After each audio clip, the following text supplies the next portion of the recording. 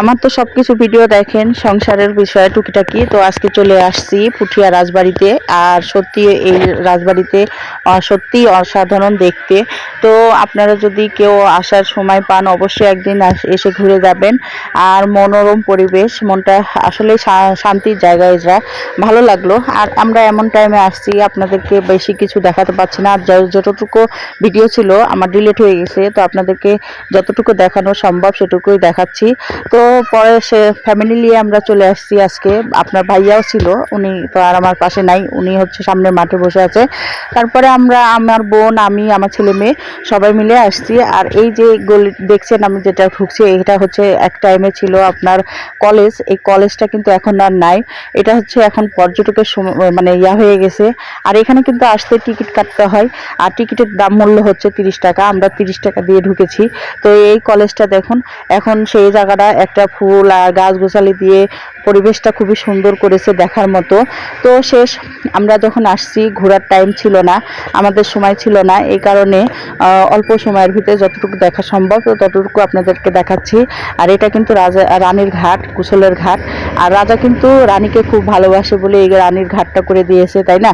রানী, আর এই যে চারিদিকে যে প্রাচীরটা দেখছেন সেটা কিন্তু ছিল না, সেগুলো ভাঙ্গা চোরা ছিল। আর এগুলোই কিন্তু নতুন করে মেরামত করেছে। বোঝা যাচ্ছে না যে এটা নতুন করে মেরামত, মনে হচ্ছে যে আগের থেকেই ছিল। তো মাশাআল্লাহ খুবই সুন্দর জায়গা। আর এই জায়গাটা দেখছেন, এই জায়গা কিন্তু আমি যখন আগে আসতাম তখন এই জায়গাগুলোতে কোনো কিছু ছিল না। আর এখন নতুন করে সবকিছু মানে তৈরি করে নিয়েছে, এগুলো ঘিরে নিয়েছে।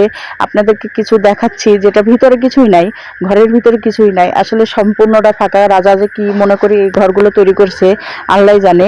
সেই আমলে হয়তো অনেক কিছু ছিল এগুলোতে করার মতো। তারপরে কি শেষ টাইমে ওনারা আমাদেরকে তাড়া দিচ্ছিল যে কখন বের হবেন।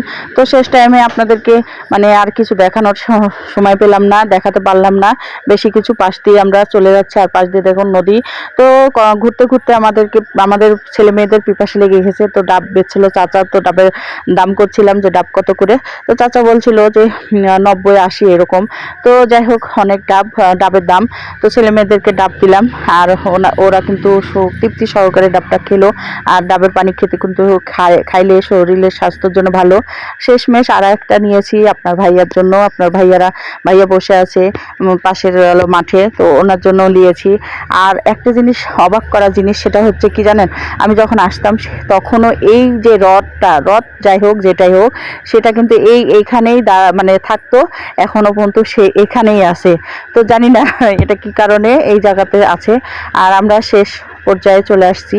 তো ভিডিওটি যদি ভালো লাগে অবশ্যই লাইক, কমেন্ট, শেয়ার করে দিবেন। আর নতুন ভিডিও দেখার জন্য পাশে থাকবেন। আজকের মতো এই পর্যন্ত, আল্লাহ হাফেজ।